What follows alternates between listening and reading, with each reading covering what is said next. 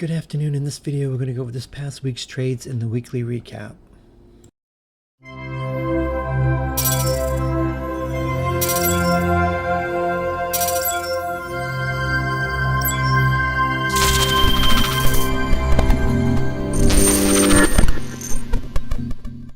Before I get into the recap, if you're new to the room, you can find the link in the description of the video and in my bio section of social media accounts. Also, please like the video, subscribe to the channel if you haven't done so already. Now this recap's going to be a little different than others. I've always posted my stats on Twitter. This week I didn't. I just didn't have time. I just had a lot going on. Hopefully I'll be back to normal this next week. I might even stop posting my stats at some point on Twitter because this gets very taxing to keep doing that. So I've probably 5 years into this, 6 years into this, I don't know how long I've had the room. I have my track record is definitely proven, and I have nothing to prove, and I don't really care if people believe me or not. So as I've gotten older, I just don't really care. I just do my own thing, and that's it. I have nothing to prove. So if people just want to keep losing money, then that's on them. They don't want to really learn and make money, then like I said, that's just on them. Like you can't force people to do something if they want to just keep doing the same thing and keep losing money, and then that's just the way it is. Like you can't change someone's mentality like that. What does the old saying go? Something along the lines of what's the definition of insanity? Doing something over and over and expecting a different result, or something like that. Maybe I got it wrong, but I think it's something like that. At some point you gotta realize you're doing something wrong and you need to adjust. And I mean, I'm not saying I'm perfect because I've made my share of mistakes. I still do, even up to this week. But you just got to change and adapt to the conditions. This year has been very, very, very tricky, primarily because of the Fed, the bogus numbers, the fake numbers that's coming out in the elections, and then which is all tied to the elections. The Fed's trying to keep inflation down. They're lying about the economic numbers. The underlying data is really, really bad. So they're just trying to cover that up, trying to make Biden, Harris, whoever look good, even though I think that this hurricane just put the nail in the coffin for them. But they just, once elections is over, I'm hoping that this will be, the market will be better. Then we'll start having some volatility and stuff like that. But the other elections were never like this. This election is just so different. I just don't know if it's because everything is just a mixture of everything.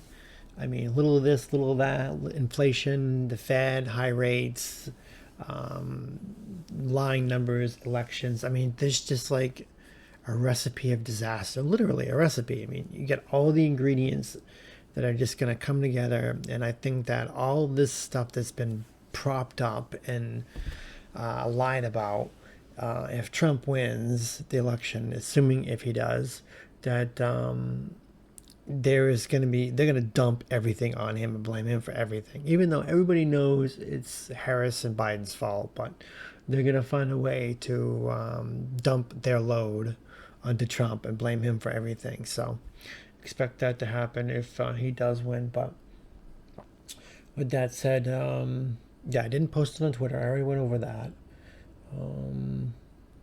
So I'll get into it. The trade ideas room on, what was the date? I think the 30th. Yeah, the 30th. It's a SPY puts on the 570, which is right over here. 570 is this area right here, this number, this low.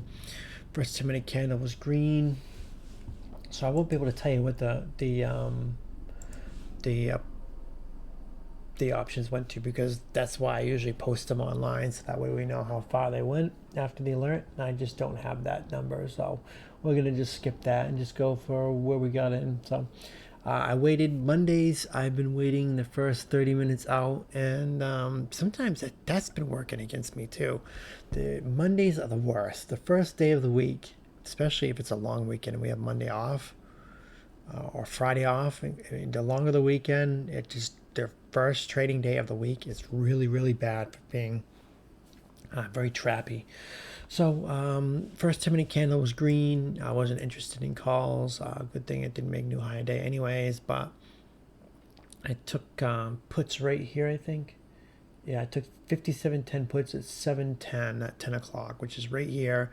Popped up a little bit. Then it finally took off. Actually, before I get into that, I didn't even see what my stats were for the week. I did 12 wins, 3 losses for a 80% win ratio, which is really not that great. I mean, for me at least, it's not. I'm trying to see which 3 days I had the loss. Oh, the first day was the first one, right here. Yeah, this was the first loss, my first trade of the week. Yeah, because I got it at 7:10. I said. Yeah, 7:10, and I ended up stopping out at 10:49, which was right here. Would have been new high a day right up here. So yeah, it got in here, ended up being a trap, and they popped it. And, very, very annoying. But this next play, they stop out at stopped out at what 3:20. Yeah. Then the next play I took was calls at 11:53, which was right here. I didn't take it here. I don't know. For some reason, I just didn't trust it. Then we had this deep red candle, went under VWAP, got quickly bought back up. So when I broke over this 571.60 area, that's where I grabbed calls. I grabbed it 57.40 calls at 690, and they had a nice little pop right there. If I had to guess, they probably went to 10. 10 it seems to have been the magic number lately in the room. Almost every single player that I've had for weeks has gone to 10. Not every single one, but 95% I want to say of them did. I think only maybe 1 or 2 this past week didn't. Maybe only 1. But yeah, they all go to 10. I don't know why that's the magic number, but it is. Then I took puts again at what 207, which is right here. I think when it broke below 571. Yeah. Actually, no, when it broke underneath 570, I took it in this candle. Then it finally dumped right there. So yeah, I took it in this candle. I took the 57.30 puts at $5, and that had a massive drop. That probably went to like $20 right there, maybe even more. That was a pretty significant drop. Then on October 1st, which is Tuesday, Traders Room. This is so confusing because I'm not normally usually doing it this way. I'm going bouncing between 3 rooms, just trying to figure out what I did. Didn't take a loss on the first. Okay. Traders Room on the first. I said SPY calls was 574.50, which is up here. Thinking we're going to go back to all-time high, which is at 575. We were going to test that and probably make new all-time high. It didn't. It ended up fading. So I did take. Let's see. I took puts at 10:02. Oh, I waited long on that, didn't I? 10:02, which is right here. As soon as it made, I want to say I took it. I'm not sure if I took it under 569 or if I actually took it under the wick. The wick is pretty far. If I had to guess, I probably took it under the 569.25 area. I took the 56.80 puts at 7:30. And again, they definitely went to 10. They probably went to 15 or something right here. If I had to guess, I'm going to be guessing, speculating. So don't hold me to it saying I said it went to 15. I don't know. I'm guessing about how far they went. I'm just guessing just by looking at the candle. I could be completely wrong and way off. So don't hold me to that. And remember, I do get things wrong, so I'm not perfect. Then I took puts again at 10:31. No, I just did it. Yeah, 10:31 right here. Dropped again. There's no point trying to call bottom because we're in a downward. We're heading down. We're just gonna keep playing down until this stuff's going down. So we had this big green candle. As soon as I get underneath 567, I took puts again. I took the 56.60 puts at 610. And they probably didn't go that far. If I got it at 610, they probably went to $7 or $8, probably $8 if I had to guess. Then I took puts at 1237, which is right here. Right here. I probably took it under 568. I probably waited for a round number to get on the wick. I mean, yeah, I mean, I could have taken it there, but just lately when I've been doing that, they just don't work out well. And plus, we're still in a downward trend, making a lower high. There's no point looking at calls right now. So I took puts right here at, let's see, 56.90 puts at 7.10, and they went from 7.10 to probably at least $10. And this is what I've been getting stuck at all week. This right here, thinking that it's going to come down and break lower day, and it just doesn't. I've gotten caught twice on that, but I didn't get caught this particular day. But or did I? 105. 105. No, I caught it right here in this candle right here. Okay, so I caught this move right here that bounced at the VWAP. So when it got below this green candle, I got it again. I got the 56.80 puts this time at 760, and they probably went to 10 again right there. So didn't make new lower day, but this is the one thing that's been getting me, is this lower day thing, especially in a big area. I might have to be a little cautious about that next week, because they just, I don't know, they just, when you get this straight down move right here, but when you actually have a significant bounce and it comes back down to lower day, it's been not doing that. It's not been breaking. It did that on Friday too. I'll have to go back on. It did it here. It actually broke through here. But Friday it caught me right here. Was this Friday? Yeah, this is where it caught me. It did the same thing. Straight down, bounced up to VWAP, and it came back down and made a double bottom. And that's where it caught me, I think. I have to double check, but I'll worry about Friday when I get to Friday. So, yeah. Next play was what? 105? 105. No, yeah, that was that play. We already covered that. So, yeah, 4 plays, no losses. Definitely a good play on Tuesday. Now, Wednesday, let's see. Traded Isram on Wednesday, which is the second. SPY puts in a 566.50, which is down here at this low. Did I go straight for one of the times I didn't take ORB, and this was the day I didn't take ORB. Which is open range breakdown and breakout. It just has not happened. I mean, it happened here, and I didn't take it here. Which was my first play? 10:03 calls, which is right here. Okay, yeah, I could have taken that and got a little bit of a play, but yeah, when it came back up here and broke high day, I took calls. Lately, SPY has just been dipping, then just either ranging, or it's dropping then popping. It has not been like dropping and staying down. I think it just did this one time. Well, this day it did, but it still popped up halfway through. But yeah, it hasn't been staying down. But anyways, yeah, I took calls. I took the 57.15 calls at 770, and they definitely went to 10 on that. So then I took puts at 133 right here. Dropped the VWAP, popped back up. When it got underneath the 568, is where I grabbed puts. I grabbed the 56.95 puts at 740, and they definitely didn't go to 10 on that one. I would say if I had 740, that probably went to 859 maybe, if I had to guess. But like I said, remember, I'm just guessing the exits. I don't know. That's why me not posting my Twitter stuff probably threw me off this week, but I just didn't have time. Then I grabbed calls at 306, which is right here. Now, if I look at my thing, now I look at it from this perspective, that if I look at, when I do my recaps, if I look at the play, and I should be able to look right at the chart and see exactly where I grabbed it. If I cannot see where I grabbed it without looking at the time and saying, okay, if I grabbed it here, this makes sense to grab it here. Now, I did grab it here. Yeah, 306, which is right here. Now, if I can't, look at the chart and look at the alert and saying, okay, where did I grab it? And I can't match it up where it makes sense, then I know I did something wrong. And here, I know I did something right, because this is where I would take it, and it is exactly where I took it.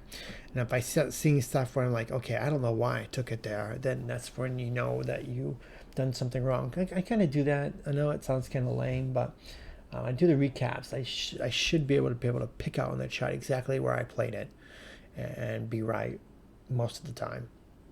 But yeah, took the calls here, 57.15 calls at 350. And they went up a little bit. I think they went up a little bit. Did they take a loss on this? On the third? No, the second. I did take a loss. Yep. Maybe I wasn't fast enough. Maybe it didn't go up high enough. Maybe I was expecting a bigger move. But if I got it here, yeah, I probably wasn't fast enough. It probably didn't even go up. In fact, I don't even think it even went up 50 cents if I remember correctly. So yeah, I didn't end up stopping out at one. So yeah, this was ended up being a dead play. But I was thinking, bounced off VWAP, made a lower high, and then we bounced off VWAP again and came back up to this lower high. I thought for sure we were going to break this lower high and go back up to higher day, get to like 560, 570, but we just didn't. So that one I took a loss on. Which point was my entry, like 350 or something? Yeah, 350. Now on to the third. Traded his room on the third. I said SPY calls of 569, which is this high up here. Round it up to the nearest number, round number.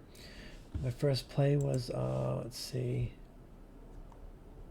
SPY call SPX 5720 calls at 958, which is right here. I faked out, popped back up, made new high a day. This is where I grabbed calls. I grabbed the 5720 calls at 720, and they definitely went to 10 plus on that one. Then I grabbed puts at 1023 when it came back down here and broke low a day. I grabbed the 5670 puts at 820, and they definitely went to $10 too on that drop. So good play on those two plays. And my last loss was Friday end of day. Okay, I remember that play. That was kind of a stupid play. Now traded room on Friday the 4th. I said SPY puts in the 571.50, which is right here at this candle right there.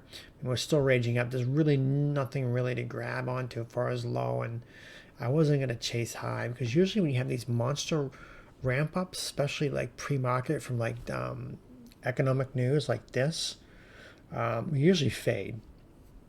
Usually, almost not 100%. Nothing is ever 100% in trading, but definitely high probability, 90%, I would say, if I had to guess, the statistic that we fade after these big gap ups. So yeah, so I just used the wick of this candle right here. I didn't want to use up here. I didn't want to use 572.50 because we're already right there, and I didn't want to use 572 because we were close to it too. So to me, I used the low of this candle and that round number, and it seemed to work out pretty good. So then I took the 5700 puts at 937 right when it broke that area, 5750, and then it popped on, and then it finally dropped. So they ended up going, yeah, I got it at 630, so they definitely went to $10 plus. I mean, they probably went to 20, maybe 750. No, they didn't go to 20. I would say they probably went to 15. Then I took puts again at 1023, which is right here. Get these monster red candles. You get this FU setup right here, this big green candle. I took puts right underneath 569.30-ish. I took the 5680 puts at 680, and they went from 680. They definitely went to 10 on that. So then I took puts at 1127 right here. This is where I got trapped. Went up to VWAP, came back down. I thought for sure. I grabbed it under 56, blah, blah. I got it under 568.50, at 620. Thinking we're definitely going to break new low a day. We didn't. It bounced. Then I did this thing adding at 1156, which is up here at VWAP, thinking, okay, we're going to drop. And it didn't. It chopped a little bit, started to drop, then it popped. I stopped out, and of course, it just didn't go anywhere. But, you know, it was a good stop out. Usually, what I can't stand more than anything is stopping out and the thing going green shortly after. And usually that's been happening. But I had a couple subs out this week that were good stop outs, and no regrets. So, yeah, I think I took a loss on the last Friday end of the day, too. I have to look.